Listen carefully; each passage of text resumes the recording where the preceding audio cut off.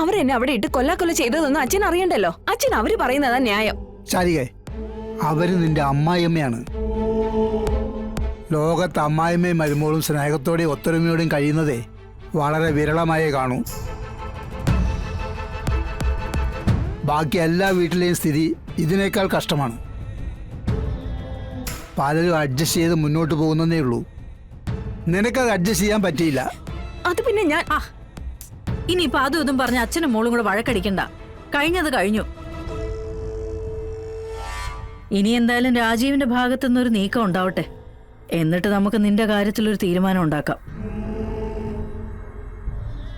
അങ്ങനെയല്ലേ നമ്മളിപ്പോ പറഞ്ഞു വെച്ചിരിക്കുന്നത്.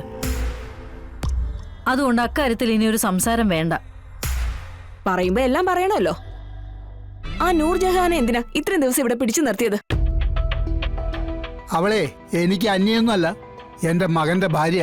അത് മാത്രമൊന്നുമല്ല, നൂർജഹാൻ അറിയാവുന്ന എന്തോ ഒരു രഹസ്യം അച്ഛനും അമ്മയ്ക്കും അറിയാം. എന്താ രഹസ്യം? രഹസ്യോ? എന്ത് രഹസ്യം? ഞാൻ അവളുടെ സംസാരത്തിൽ നിന്ന് മനസ്സിലാക്കിയതാ. ആ ഒരു ബലത്തിലാ അവൾ ഇത്രയും ദിവസം ഇവിടെ നിന്നത്. അവളെ കണ്ടപ്പോ അച്ഛനും അമ്മയും പേടിക്കുന്നതും പരിഭ്രമിക്കുന്നതും ഞാൻ കണ്ടതാ. നീ എന്തൊക്കെയാ വിളിച്ചു പറയുന്നത്? അല്ലെങ്കിൽ തന്നെ എന്ത് രഹസ്യം ഒളിപ്പിച്ചു വെക്കാനാ? ചുമ്മാ ഓരോന്ന് ചിന്തിച്ചു കൂട്ടി പറയാ. ഇത് തന്നെയാ നിന്റെ കുഴപ്പം. വെറുതെ ഇല്ലാ കഥകൾ മെനഞ്ഞുണ്ടാക്കുക. ഇത് ഇല്ലാ കഥയൊന്നും അല്ല അച്ഛാ. നൂർജഹാന്റെ കസിൻ നസീറിനെ കാണാതായതിന്റെ പേരിൽ നിങ്ങൾക്ക് ആർക്കെങ്കിലും ബന്ധമുണ്ടോ? എന്ത് ബന്ധം? അല്ല, അതിന്റെ പേരിലാണോ അവള് നിങ്ങളെ ഭീഷണിപ്പെടുത്തി ഇവിടെ താമസിച്ചതെന്ന് ചോദിച്ചതാ. അച്ഛനും അമ്മേനെയും കൊലക്ക് കൊടുക്കാൻ വേണ്ടിട്ടാണോ എന്റെ മോളിപ്പോ ഇങ്ങോട്ട് വന്നേക്കുന്നത്? സ്വന്തം മോളിങ്ങനെ സംശയം പറയാൻ പോകുമ്പോ പിന്നെ ആർക്കും ചോദ്യം ചെയ്യാൻ പോകേണ്ട കാര്യമില്ലല്ലോ. നേരെ തൂക്കിയെടുത്ത് ഞങ്ങളെ ജയിലിലേക്ക് കൊണ്ടിട്ടാ മതിയല്ലോ. ശാരദേ, ഇനി ഞാൻ അവിടെ നിന്നാ ശരിയാവില്ല. ഞാൻ എന്തെങ്കിലുമൊക്കെ പറഞ്ഞു പോകും. ഞാനൊന്ന് പുറത്തേക്ക് ഇറങ്ങിയിട്ട് വരാം. പിന്നെ നിങ്ങളെ വഴക്ക് പറയുന്നതും ശാസിക്കുന്നതും നിങ്ങളോട് ഇഷ്ടക്കുറവ് ഉണ്ടായിട്ടോ ദേഷ്യം ഉണ്ടായിട്ടോ അല്ല, നല്ലൊരു ജീവിതം ഉണ്ടാവണമെന്ന് കരുതിയിട്ടാ. പക്ഷെ അതിൻ്റെ പേരിൽ അച്ഛനെയും അമ്മേനെ ദ്രോഹിക്കാൻ നിൽക്കരുത്.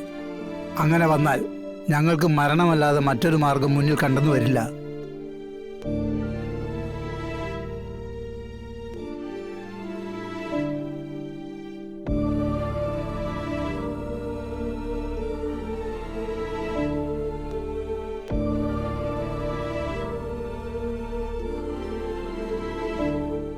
ഞാനൊരു സംശയം പറഞ്ഞതിന് അച്ഛൻ എന്തിനാ ഇങ്ങനെയൊക്കെ പറയുന്നേ? എന്തിനാ മോളെ നീ ഇങ്ങനെ എല്ലാരും സങ്കടപ്പെടുത്തുന്നത്? അച്ഛന്റെ സ്വഭാവം നിനക്ക് അറിയാവുന്നല്ലേ. എന്നിട്ട് നീ ഇങ്ങനെയൊക്കെ പറയാൻ പോയാലോ? ലോകത്ത് പലരെയും പല സ്ഥലത്തും കാണാതായിട്ടുണ്ട്. അതിന്റെ പിന്നാലെ ഒന്നും എന്റെ മോള് പോവാതിരിക്കുന്നതാ നിനക്ക് നല്ലത്. ഞാൻ പറഞ്ഞത് നിനക്ക് മനസ്സിലാവുന്നുണ്ടോ? നല്ല കാര്യങ്ങൾ ചിന്തിക്ക്, നല്ല നല്ല പ്രവൃത്തികൾ ചെയ്, മനസ്സെപ്പോഴും സന്തോഷമാക്കി വെക്ക്. ആ ജനിക്കാൻ പോകുന്ന കുഞ്ഞെങ്കിലും നല്ല രീതിയിൽ വളർന്നു വരട്ടെ എന്ന് പ്രാർത്ഥിക്ക്.